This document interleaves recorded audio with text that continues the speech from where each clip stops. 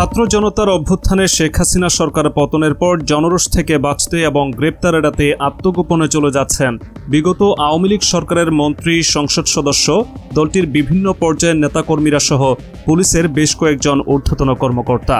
এরই মধ্যে অনেকে গোপনে সীমান্ত পাড়ি দিয়ে দেশ ছেড়েছেন। দালাল ও ইমিগ্রেশনকে ম্যানেজ করে পালাতে গিয়ে প্রতারণার শিকার কেউ কেউ গ্রেপ্তারও হচ্ছেন।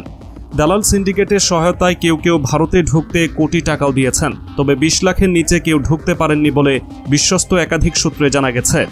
কয়েকজন সাবেক মন্ত্রী ছাড়া অধিকাংশ ব্যক্তি দেশ ছাড়ার জন্য ভারত সীমান্ত বেছে নিয়েছেন। দেশত্যাগের জন্য তারা যশোর, ব্রাহ্মণবাড়িয়া, কুমিল্লা, হবিগঞ্জ, সিলেট, দিনাজপুরের হিলি ও পঞ্চগড়ের বাংলাবান্ধা সীমান্ত ব্যবহার করেছেন।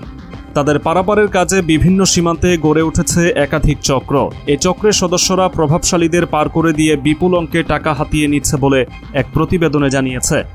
প্রতিবেদনে আরও বলা হয়, শেখ হাসিনা পালিয়ে যাওয়ার পর 5 আগস্ট মধ্যরাতে খোদ আওয়ামী লীগের সাধারণ সম্পাদক ওবায়দুল কাদের যশোরে চলে যান। সেখানে তাকে গুরুত্বপূর্ণ একটি নিরাপদ স্থানে আশ্রয় দেওয়া হয়। পরদিন তিনি বিশেষ প্রহরায় সীমান্ত অতিক্রম করেন বলে জানিয়েছেন যশোর ও বেনাপোলের বেশ কয়েকটি দায়িত্বশীল সূত্র। তবে তারা পরিচয় প্রকাশ করতে রাজি হননি। তবে বেনাপোল ছাড়াও বেশ কয়েকজন আওয়ামী লীগ নেতা পার্শ্ববর্তী পোটখালি ঘাট এলাকা দিয়ে ভারতে ঢোকেন। ঝুঁকি নিয়ে এভাবে ভারতে পালাতে গিয়ে ভারতীয় সীমান্তে হত্যাকাণ্ডের শিকার হন কেন্দ্রীয় ছাত্রলীগের সাবেক সাধারণ সম্পাদক ইসহাক আলী খান পান্না।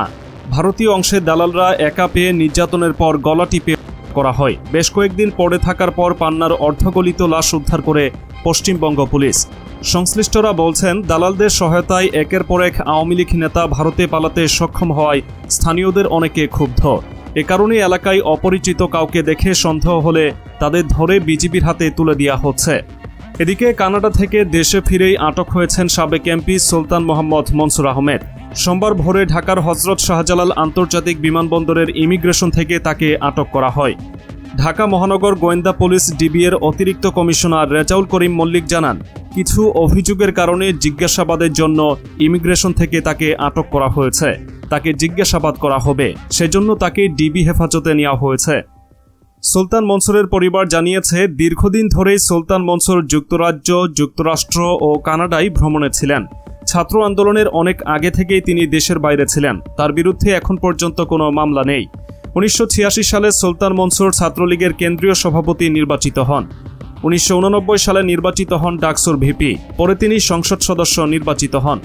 একাদশ জাতীয় সংসদ নির্বাচনে মৌলভীবাজার 2 আসন থেকে জাতীয় ঐক্যফ্রন্টের প্রার্থী হিসেবে বিএনপির ধানের শীষ প্রতীকে প্রতিদ্বন্দ্বিতা করে নির্বাচিত হয়েছিলেন সুলতান মোহাম্মদ মনসুর আহমদ।